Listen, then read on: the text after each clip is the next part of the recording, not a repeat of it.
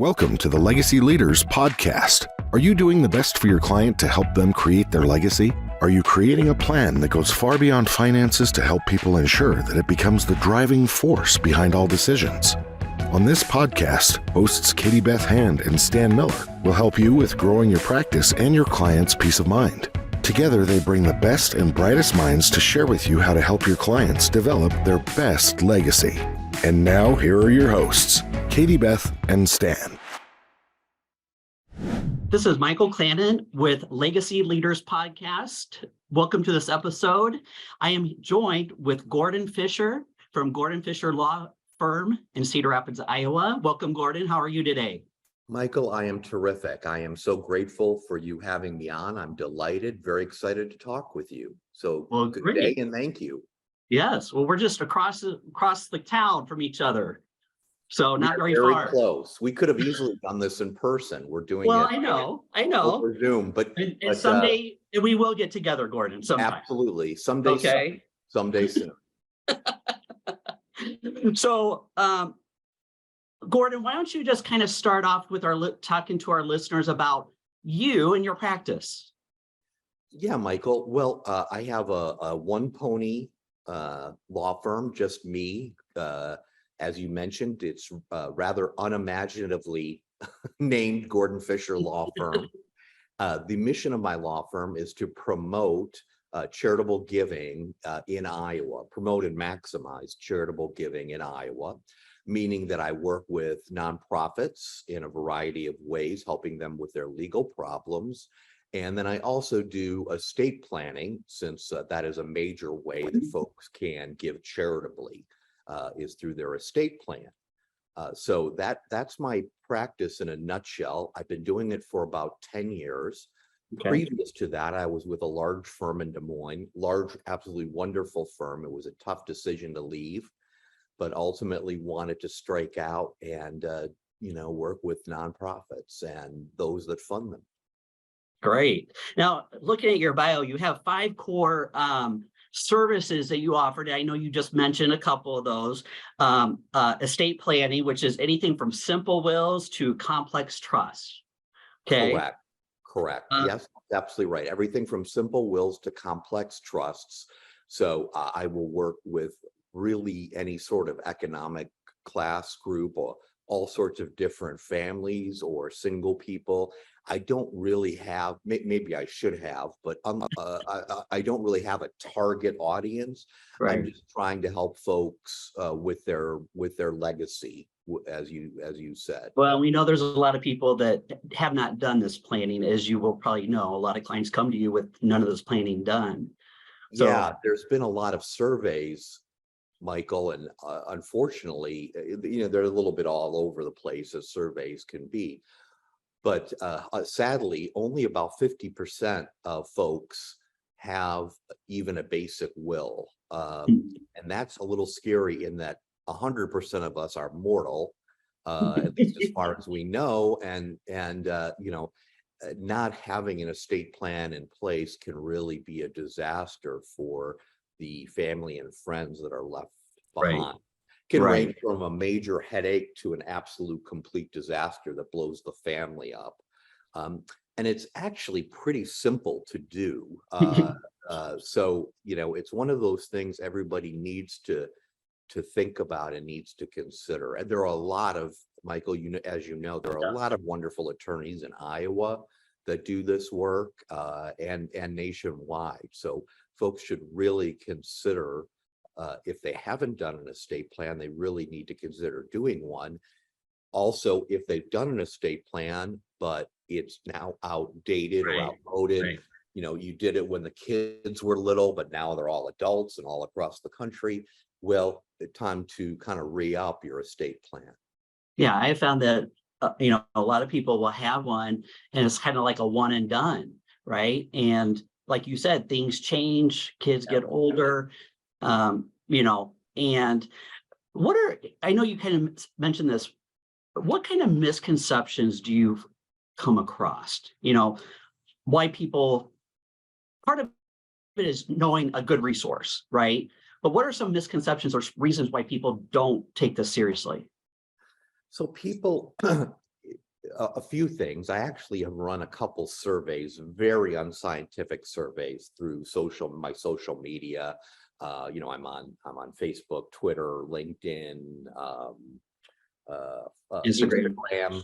And so I've done surveys through my social media channels and also my website, gordonfisherlawfirm.com. And very unscientific, but all the surveys kind of yielded similar results. People were worried, people didn't know who to go to. So I'd humbly hold myself out. There's also a number of wonderful attorneys, as I said, in this state and across the country. They were worried it would be too expensive. And I have an estate planning questionnaire that's available to anybody off my website that has a cost sheet in it. So you can know before you even start about how much it's going to cost. So cost was a concern. And then a bank trustee once explained it to me like this: people do take it seriously. It's like 8th on their to-do list. The only problem is it never gets above that, and other things jump up ahead of it. So, priorities. And in fairness, people are very busy. These days everybody's very busy. We're in touch with our technology. We're in touch with our clients, or customers, or whatever business you're in, more than ever before. With the homework thing, kind of work has spilled into all areas of our lives. In my case, that's fine. In other cases, maybe people feel a little overwhelmed. So I think cost, or concern about cost, finding the right person, and then a feeling that it just will be too complicated and just not carving out the time, I think are the main reasons people don't have estate plans. But again, I think we can address all those, and really considering what can happen if you don't have an estate plan. It really makes sense to take a little time, or even a medium amount of time to set up your estate plan. Yeah, and just talking with you, it sounds like, if I was coming in to see you as a client, it sounds like you're very easy, low key, easy to work with, and trying to get down to the client's problems and finding the solutions that fit them and their families. If it takes multiple times, even, Yeah, at my best, I consider myself a problem solver. If you ask me, what if I can use a hyphen in problem solver, I'm not sure that's correct. But if I could use the hyphen in problem solver, if you said one word to describe what I do, I would say problem solver. So when folks, for example, don't have an estate plan, I come in with an estate planning questionnaire. I am pretty low key, pretty easy. I feel like I can get it along with a wide variety of different families. I've been a lawyer for more than 25 years, so I haven't seen it all, but I've seen a lot, And so I'm able to draw on past experiences, and the biggest compliment that I can get, well, 2 compliments I could get when I finish an estate plan that really please me.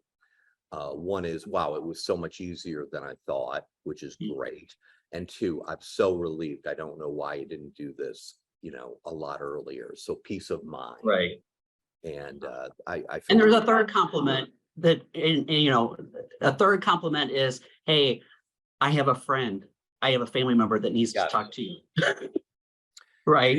And I operate almost exclusively through referrals. So being a lawyer for 25 years, hopefully you build up some clients that enjoyed working with you, are kind enough to say, I have a neighbor, folks at my church, etc.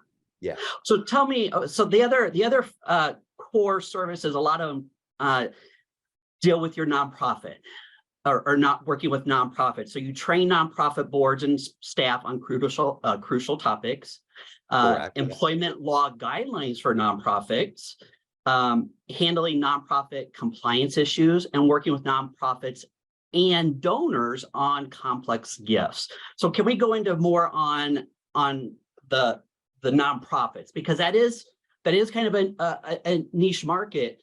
When you say you really don't have, that is a niche market that that others I haven't seen really tie into. Yes, it is. I have a niche practice overall. Again, the mission is to promote and Right. maximize charitable giving in Iowa. So work with estate planning, because that's a major reason, or a major vehicle to give to nonprofits.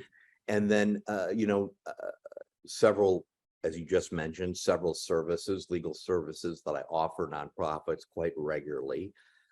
Sometimes nonprofit staff, and frankly, especially nonprofit boards, aren't fully aware of all the responsibilities they hold. Building a nonprofit is wonderful. Sometimes nonprofit founders or leaders, their passion outstrips their scaffolding, so to speak. In other words, they're so excited about their cause, they're charging full speed ahead without necessarily having all the legal items that should be present in place, and following all the rules that the IRS and state authorities lay down. So like to do training of nonprofits, boards especially, but also staff and also donors. Right. Occasionally, frankly, more than occasionally, I'll have a nonprofit get into a little bit of hot water. They'll do something that either they're concerned in retrospect wasn't proper, or somebody has told them they weren't proper, and I try to get them back on the right track. So again, going back to being a problem solver, sometimes nonprofits find themselves in hot water and need a little bit of legal help to get them out of that, and then hopefully learn from that and set up some important legal legal support policies. For example, I don't want to get too deep in the weeds, Michael, but there's a IRS form 990. That's the annual tax return, quote unquote, for nonprofits. And there are 10 policies that appear on that form 990. They're referenced in that form 990. They're not required, but they are asked about by the IRS. So I think, for example, just to start, nonprofits ought to have those 10 written policies for, to talk about, one thing that nonprofits could do is to get those 10 policies in place so their nonprofit operates that much more smoothly. Right. And should anyone question their nonprofit, they can say, well, here's our, they're in compliance. Yeah, here's our 10 policies, Right. and we follow all these. And so let's get a little personal. Yeah, Gordon. sure. What was your childhood look like? What was your childhood like? So my parents are German immigrants. My dad has passed away. My mom's still around. They grew up in, some of you and I know what East Germany means, but some of our listeners is incredible to me, incredible in a positive way, that some of your listeners may not recognize East versus West Germany. Right. Because the wall came down quite a few years now, decades. In any case, my parents grew up on the, quote, wrong side of Germany, but since after World War II, it was divided into East and West Germany. My parents grew up under communism, and my parents realized as young people, as young adults, that things were not great in East Germany, worse. So they made an escape. I think they basically got over to West Germany through various means. And then from West Germany, of course, that was the quote unquote free part of Germany. From there, they came to the US. So not really knowing anyone, not really knowing the language very well. My dad had $500, 5 $100 bills, and almost lost his suitcase on a Greyhound bus. So his $500 were almost lost. But with that, they were able to settle here in the land of the free and home of the brave, and build an amazing life. Great. Yeah. So, and what got you into the legal system? So, with my parents being German immigrants and East Germany being communist and frankly, pretty repressive, no freedom of press, Right. you know, uh, just to give you an idea, when we would go back to visit, I'd have books. I'm quite a avid reader. I'd have books. The books would often be confiscated, even comic books and so forth. So I think that gave me a feeling of injustice or a feeling of justice versus injustice.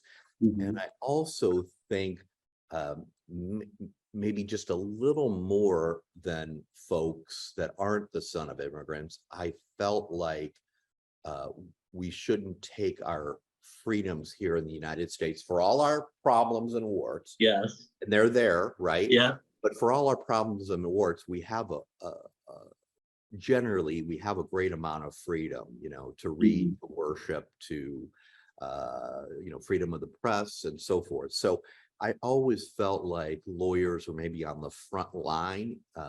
Lawyers, Michael, like you and me, are always on the front line of protecting those freedoms Right. in our various capacities.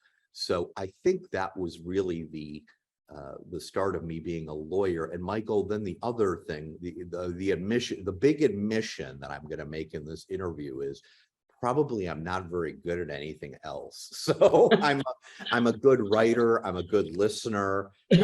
I work hard, and I have all. So those are a few talents I have, and those generally come in handy for a lawyer. And I'm not sure what else I would be good at. So. Right. Right. Let's kind of talk about that. What's been one of the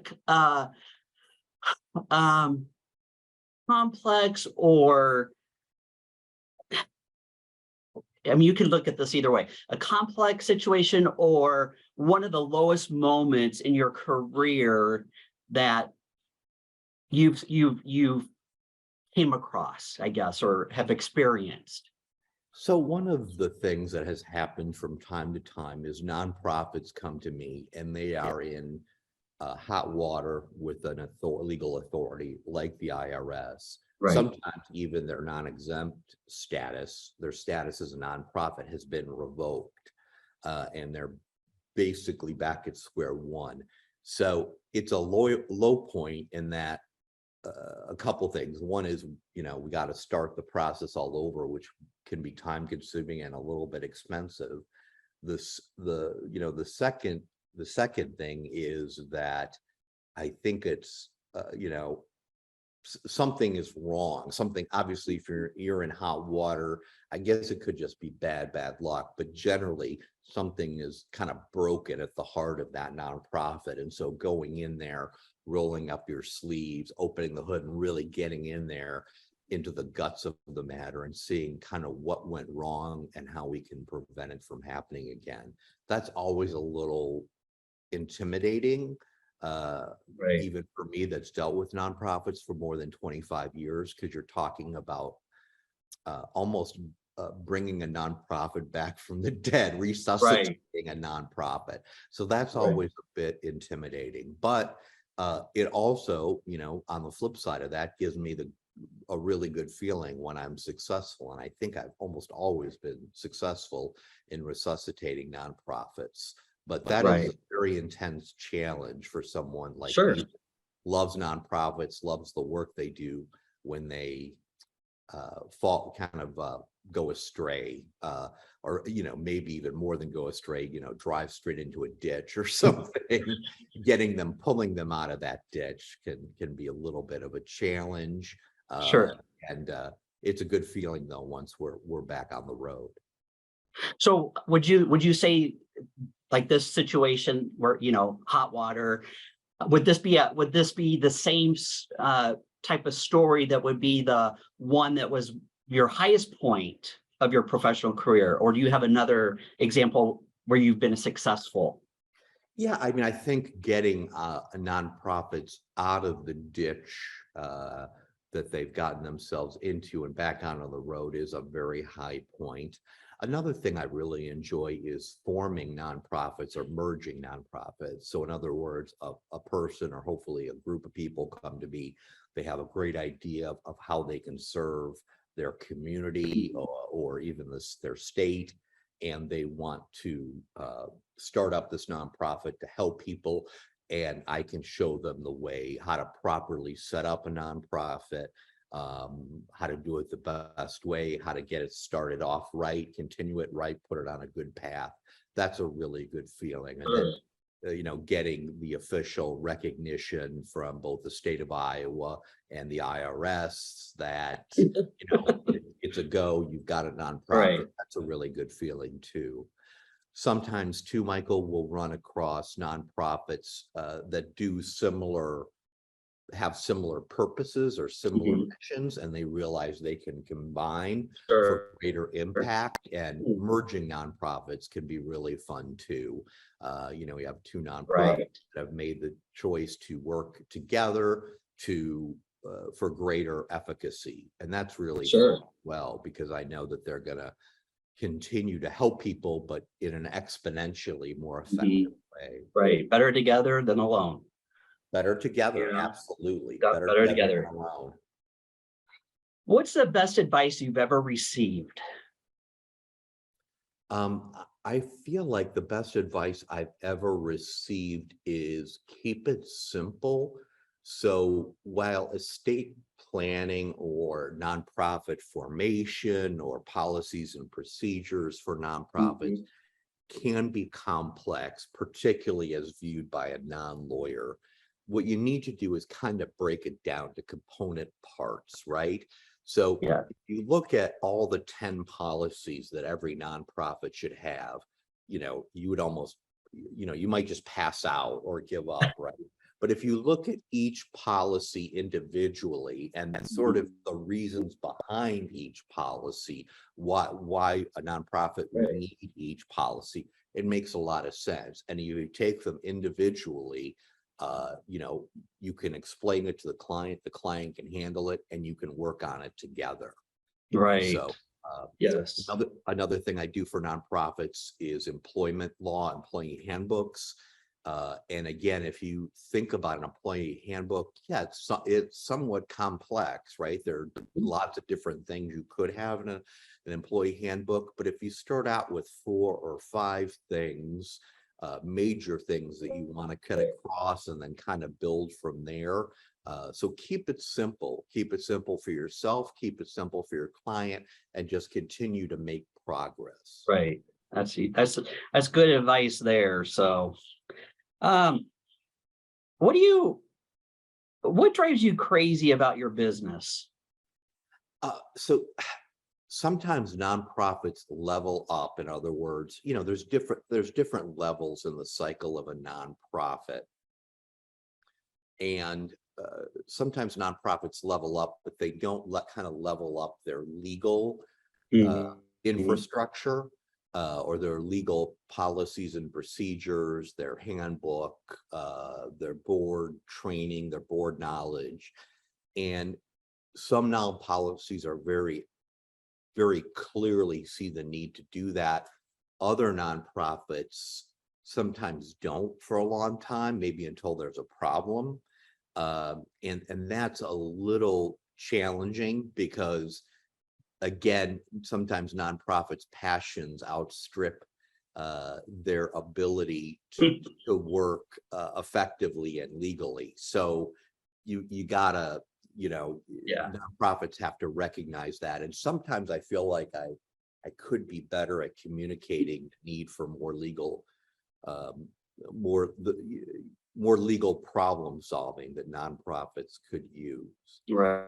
We mentioned estate planning earlier, and one thing that's a little concerning is sometimes folks will actually, download my estate planning questionnaire from my website, GordonFisherLawFirm.com, and they'll fill out the estate planning questionnaire. They'll see the cost sheet. They're okay with the cost, and I can't get them to take it the next step, even though they've gone to the trouble, of filling it out. They understand what it costs. We've probably had a couple of conferences, And it's, I can't get them to the next step. Now, often I ultimately do get them to the next step. Right. Sometimes I just can't, no matter. What do you think? What's the reason for that? Do you know, I or? think folks have built up some momentum, and then something happens in their lives, Mhm.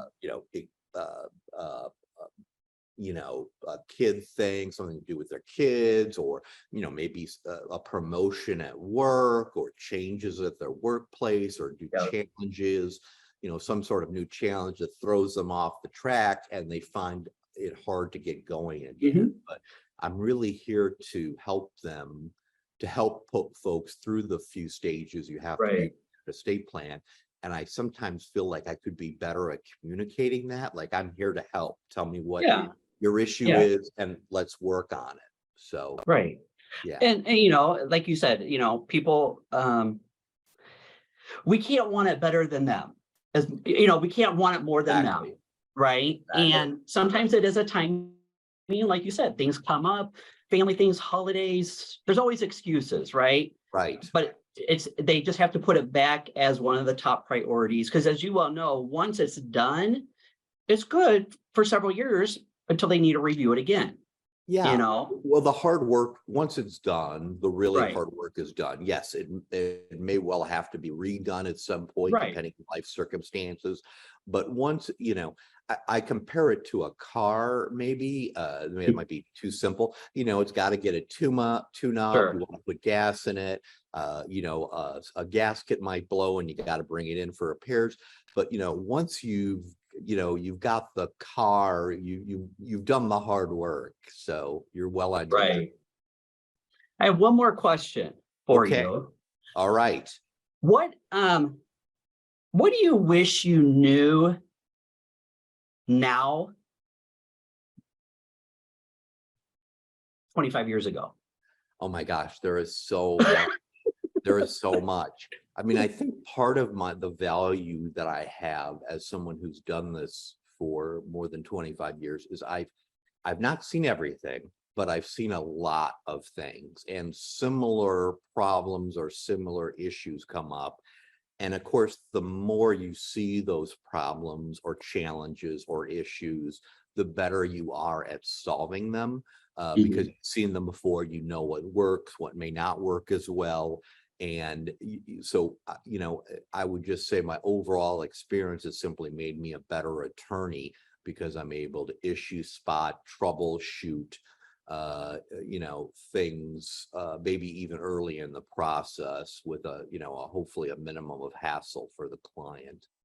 How about you, Right. Michael? What's something that you wish you knew back in Oh the my day? gosh. If I knew I always tell my kids, if I knew what you know now at your age, Yes. we would be retired probably. It's amazing working with young people, which I have done. I've been a little bit involved in politics, and with my law firm, I've worked with young people. I used to be with a big law firm, so it had young associates coming through.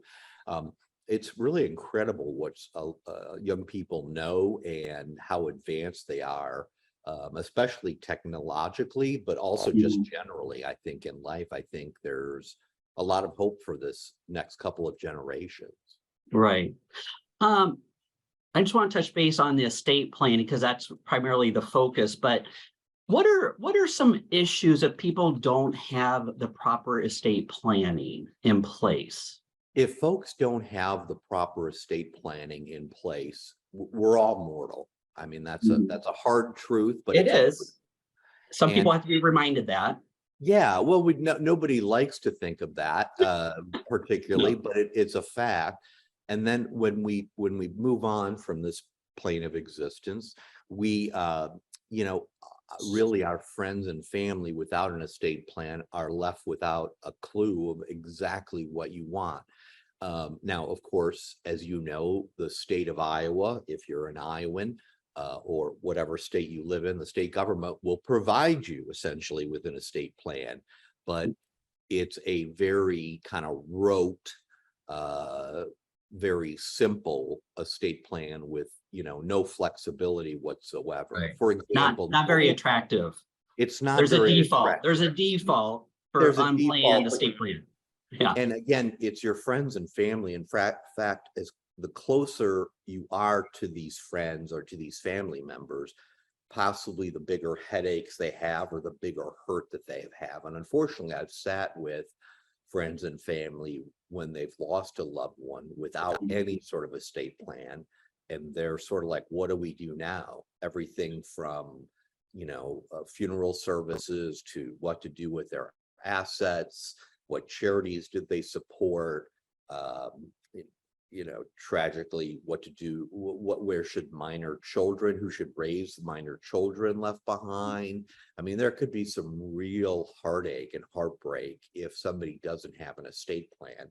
On the positive side, though, Michael, I think, as you know, as a lawyer, and some of our listeners at least will know, it's relatively easy to set up an estate plan. So you've got some doom and gloom I just talked about. When you pass without an estate plan, you really leave your friends and family in an unattractive place.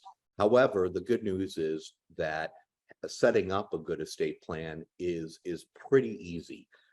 And I like to think I make it easy. I think there's lots of other wonderful estate planning lawyers that also make it easy. And so folks should put it on the top of their priority list and get it done. They'll feel good about it. Right. Is there anything else that before we end this conversation, is there anything else that you want our watchers and listeners to know? Michael, I just want to thank you for your time today. Thanks for having me on. And I want to encourage everyone listening to binge all the other episodes of your excellent podcasts. Oh, that's great. So, Gordon, how do clients find you? I know you've mentioned your website a couple of times. Why don't you go and say that, and then anything else contact wise? Yeah, so you can easily find things about me and find actually some free resources. I've got a estate planning questionnaire available on my website. I've got a sample employee handbook for nonprofits available on my website. I have a handbook for nonprofit policies and procedures available on my website. That's GordonFisherLawFirm.com. Just type Gordon Fischer into your search engine. Gordon Fischer is Fischer. Yes, C-H. G-O-R, yes, Fischer, the old German spelling, Fischer, Gordon Fischer Law Firm, Iowa, plug that into your search engine, right. GordonFisherLawFirm.com. And then my email is Gordon@GordonFisherLawFirm.com. So I'm pretty easy to find, and I've got other contact information on my website.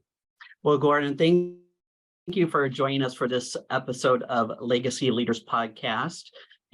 Hopefully we can get together soon and learn together and that. But thank you again for joining us and our listeners to learn about you. Once again, this is Michael Clannon, your host for Legacy Leaders Podcast. See you on the next episode. You've been listening to the Legacy Leaders Podcast with Katie Beth Hand and Stan Miller. For more information on them and the show, please visit pinnaclelegacylaw.com. If you like what you've learned today, do share the program with your friends and subscribe wherever podcasts are found.